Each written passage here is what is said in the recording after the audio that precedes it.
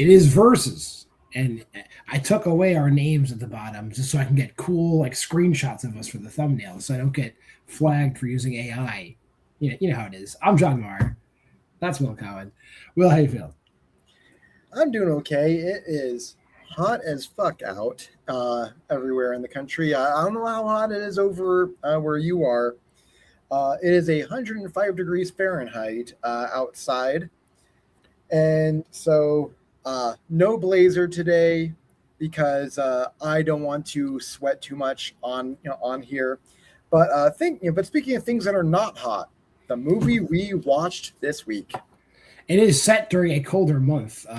Yes. Beg is set during, if you couldn't tell by the festive mask this gentleman's wearing, it's set in October in Salem, Massachusetts. They don't let you know that they're not in Massachusetts. They're definitely in Massachusetts. They say that a bunch. The cast, Tony Moran, who played the adult Michael Myers in Halloween, PJ Souls, who played Linda in Halloween, Tony Todd from Everything, Demi Rochon, horror veteran, Tiffany Shepis, horror veteran, Christina Klebe, who also played Linda in the Rob Zombie version of Halloween. Did I forget anybody? I think, they're all in this movie. It doesn't amount to shit. No, they are in it. This is again something that we've kind of run into in other ITN distributed films where they get named people. Like they get like this. Like, to be fair, these are like the biggest gets that they've I think that arguably would have gotten, especially Tony Todd. But they don't do anything with them. Tony Todd is there as, and I don't give a shit if I spoil this movie. He is there as the red herring. Though I feel, I don't know if I necessarily feel smart figuring out this movie, but from the very, very beginning, I knew what was going on. I knew what the twist was. I knew who the killer was. And then, just to jump to the end of this movie, but I'm going to jump to the end before I even give you the plot. Like, what a cop-out ending. What a cop-out ending. Like, can you imagine? Okay, let's imagine this. Like, imagine you're watching like your favorite slasher movie, whether it's Halloween, Friday the 13th, whatever. You know your killer. You got your killer. We've established your killer. Whoever the killer is, your killer is just mowing down all the throughout the movie. Kill, kill, kill, kill, kill. And then just imagine the last 5 minutes of the movie, like the fucking Predator shows up and kills Jason Voorhees, and that's the end of the movie. What the fuck? Don't do that. That's pretty much what happens in this movie. Yeah, there's no sense to this movie at all. I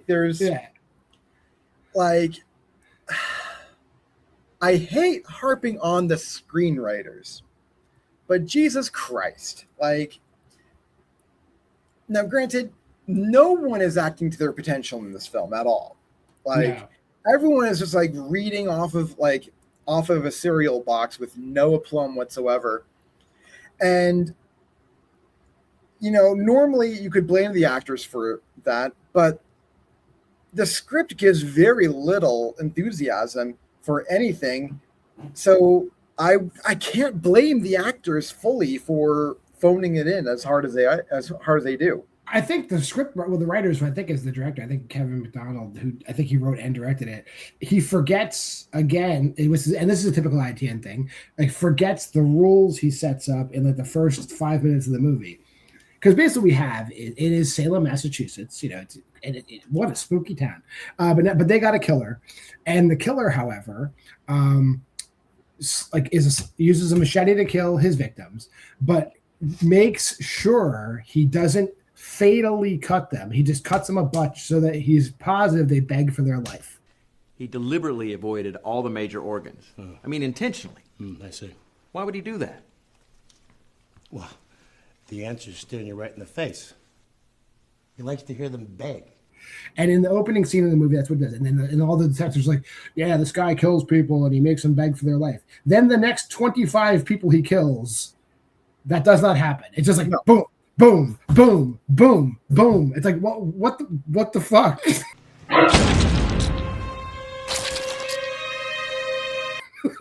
It's but I digress. My biggest complaint about this movie, and there are many complaints I have, is that this feels like I wrote in my review on Letterboxd, like somebody really knows slashers. Like they're an expert on slasher movies. They know everything a slasher movies are about, but then they either have a stroke or some sort of traumatic brain injury happened, and in their final dying breath, they whispered to like a teenage boy how to make a slasher movie, but they forgot 90% of the stuff. And then that kid wrote a script and made a movie. That's beg, because it's like the elements are there, but they're just kind of like, it's like, oh, dude, are there tits? Yeah, put more tits here. Oh, nice. Take it off. It's like there's scenes that are just there, like where it's like they just cut to like women in a shower.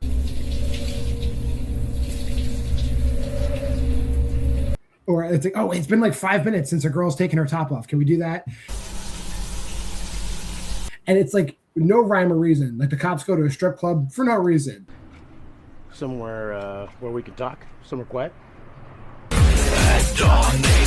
Like, and this happens like every 5 minutes. It's like, Yeah. Okay, like cool.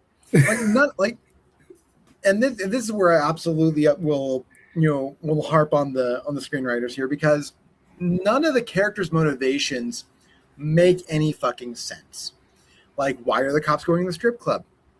Why would this dumb bitch like go to her teacher publicly and like bring up the affair that they're having? I've only called you like 5 fucking times. Will you keep your voice down, Susan? Oh, I'm sorry. You want me to keep my voice down? When that teacher is Tony Todd, like size, stature, and scariness. When the blowback can fall back on you too, bitch. Like, yeah, that whole subplot was just shoehorned into. It's like, okay, this guy sleeps with a student who, it's not even like a teenager. Like, she's graduated. She's an adult. They're just having an affair. And I'm glad you bring this up, because I don't understand how stupid the casting person was. None of these people look even remote, like all the teenagers look like me. I should also note that I guess it's so weird. Like the main character, I guess, is the young cop who is Steve. Steve moves to Salem with his wife and he's old enough and established enough to come right onto the police force and take over for Tony Moran's character, who is Jack, who's retiring. So this guy who's been in the police force, I guess you're going to guess for probably 30, 40 years, is like the lead detective. This guy comes in and now he's the lead detective, but he's moved to Salem with his sister who's in high school. So how old is this dude? How much experience could he possibly have to take over for the best cop in town? That makes no sense to me, but whatever. And then he takes over this case because the cops can't catch this killer who's killing everybody. And like, honestly, like this is the kind of case where like, why isn't the fucking FBI, like halfway through this movie, why isn't the fucking FBI involved? This guy's killing a lot of people. There's no nice way of doing this, Jack, so I'm just going to be blunt. Oh. Please do. You're off the case, Jack. Right. Like a lot of people. He walks into a sorority house and just ping pongs all the girls. Like it's like boom, boom, boom, boom, boom. It's like, okay. And then next, did you hear they slaughtered everybody at the Delta house? It's like, okay, call the fucking FBI now. This is out of our jurisdiction. Like he's killing too many people. Yeah, and also like obviously they thought that like, okay, we saw Scream, we know how this works, but it's like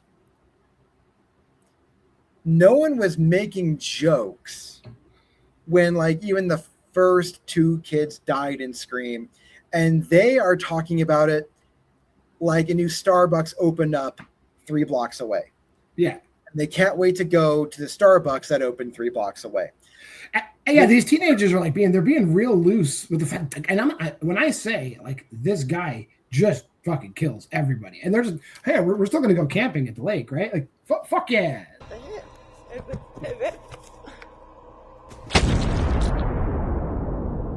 Like the town should be under curfew. The National Guard should fucking be there. The FBI should be involved. Yeah. It's crazy. The amount of people that died in such a short period of time, like that's like borderline martial law. Yeah. And none of that fucking happens.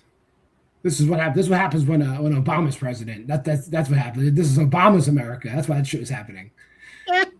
Back in 2010. But yeah. And if I'm saying like if the movie feels thin, that it is thin because it's just like whenever like oh man, and the movie goes it's not even like a tight like 80-minute, 90-minute movie. This movie is like 106 minutes and it's padded with just like girls taking their clothes off for like no reason, and then like the quickest like not bloodless but the quickest, most efficient. Like this guy's for somebody who they make a point that he tortures his victims. There's no torture. He kidnaps like every 10th girl, I guess. But like everything is very efficient. Like he's killing them like chickens in a slaughterhouse. It's like he's like, okay, cool. Like,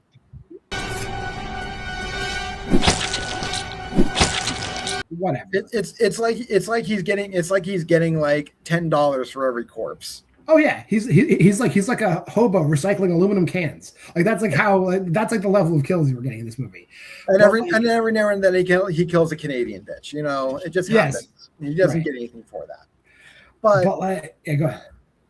Yeah, what's really sad for a 106-minute film, they gave us nothing to talk about. Let's talk about the ending because the ending is like the craziest shit. Like there's a throwaway line, like a throwaway like dialogue, like halfway through the movie, where like, oh, by the way, this house in town is a haunted house. There's a lady that used to be a witch that lived there, and they killed her and her family. No, they killed her family and burned her house down, and they ripped her face off and hung her from a tree. And they came back the next day, and she was gone, but her house was back up, and she was living in it. And then all the people died of like cholera. Like, and then she still lives there in the house. Like, that's fucking weird. Waiting patiently for someone to dare enter that house. Like, that's real weird. And how does the movie end? Well, let me tell you how the movie ends. The cops give up trying to catch the... You know what I think? You know what the truth is to this? I think you got closer to this guy than anybody's ever going to get. Killer. The cops give up. There's like, fuck it. We're going to let him kill everybody. The killer is revealed to be the cop who is retiring. So right. I guess he was a step ahead of them the whole time. And then this guy decides, even though he lives in the town and apparently has lived there his entire life, he decides to go to the witch's house and kill the witch. Please don't hurt me. Please don't hurt me, please. And then she fucking kills him. Please don't kill me. Fuck you. And that's how the movie ends. Like, what? What? What the fuck? Why would you do that? The high school's right there. Okay. The cops aren't trying to stop you. Yeah, like that again. Like this film had like absolutely no rhyme or reason to be this bad, and yet it went above and beyond the levels of shit that it needed to do. God damn it, John. Why do you do that? Oof, my God. Like, Will watched this movie first. He's like, you know, it isn't so bad. And I was like, okay, good. You know, I'm kind of in the mood for like a movie where it's like, it just sucks. It just sucks with a lowercase s. This does not suck with a lowercase s. This movie hurt my feelings. 1.5. Like, what the fuck? Like, put some effort into it. You had Tony Todd. Like, you had fucking Tony Todd. God damn it. What the fuck? Will? You know, if they allowed Tony to do Tony shit, this film would have been far more watchable. But Tony didn't do Tony shit. He was barely in the goddamn movie. I went slightly higher than John. I went 2.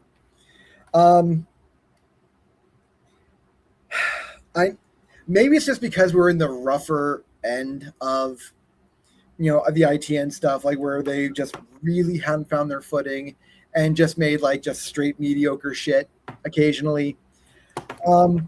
This didn't quite hit mediocre level, but I didn't hate it enough to give it 1.5 or lower. I forgot something. Not to cut you off. I was so upset I forgot. Michael Berryman is in this movie too, but you forget about it because he's shoehorned into like a throw. It's like, remember that case we had 15 years ago?